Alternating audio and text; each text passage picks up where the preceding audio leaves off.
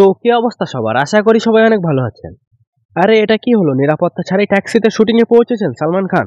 বিষয়টি জানাবো। আর কবে আসতে চলেছে জিন্দেগি না মিলেগি দোবারা টু?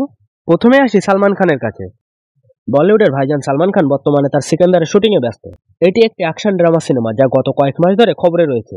সম্প্রতি ছবির শুটিং এর একটি ভিডিও সোশ্যাল মিডিয়ায় ভাইরাল হয়েছে, যেখানে সালমানকে একটি কালো হলুদ ট্যাক্সি থেকে বার হতে দেখা যাচ্ছে। সাদামাটা চেয়ারের মধ্যে সালমান কালো জিন্স এবং নীল রঙের শার্ট পরে আছে। এই ভিডিওটি একজন ইনস্টায় শেয়ার করেছেন। ভিডিওটি দেখে অনেকেই প্রথমে বিভ্রান্ত হন, কারণ সালমানকে বিনা নিরাপত্তা ছাড়াই ঘোরাফেরা করতে দেখা যায়। পাশাপাশি বুলেট প্রুফ গাড়ির বদলে ট্যাক্সিতে শুটিংয়ে এলেন।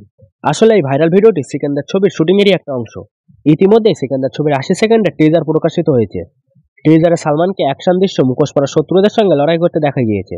তার শক্তিশালী স্টাইল এবং ব্যাকগ্রাউন্ড মিউজিক আর সালমানের সংলাপ শুনেছি, আমার পিছনে অনেক লোক পড়ে আছে, শুধু আমার পিছনে ঘুরতে বাকি। অপরদিকে তিন বন্ধুর গল্প এমন এক নিখুঁত বন্ধুত্বর গল্প জমেছিল ২০১১ সালের ছবি জিন্দেগি না মিলেগি দোবারা। এমন পর্যায়ে চলে গিয়েছে সেই ছবি নিয়ে উচ্ছ্বাস, যেখানেই দেখা গিয়েছে থ্রি মাস্কিটিয়ার্সকে একসঙ্গে। কবে আসছে জিন্দেগি না মিলেগি দোবারা সিকুয়েল? একাধিকবার এমন প্রশ্নের উত্তর দিয়ে ক্লান্ত হয়ে পড়েন পরিচালক জোয়া আখতার। তবু আশায় দিন গুনছে সকলে। এবার এই সিকুয়েল প্রসঙ্গে ফের পড়ল ধুলো।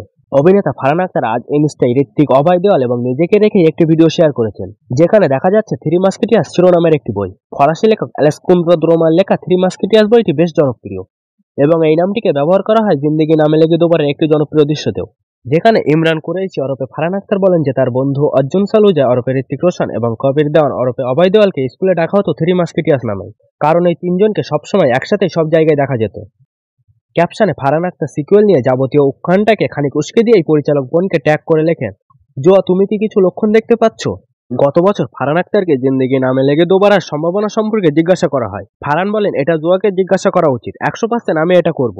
এটা করার জন্য আমি সবটা দিয়ে দিতে পারি। ঋত্বিক, ক্যাটরিনা, অভয় সবাই বহুবার জোয়াকে বলেছে কিছু একটা ভাবো, কিন্তু ও চাইছে নতুন কিছু করতে। জোয়া বলেন, শুধু টাকার জন্য সিকুয়েল করব না, সকলে যখন ওটা দেখতে আসবে তাদের কিছু প্রত্যাশা থাকবে এবং আমাদের তা পূরণ করতেই হবে, না হলে অপূর্ণতা থেকে যাবে।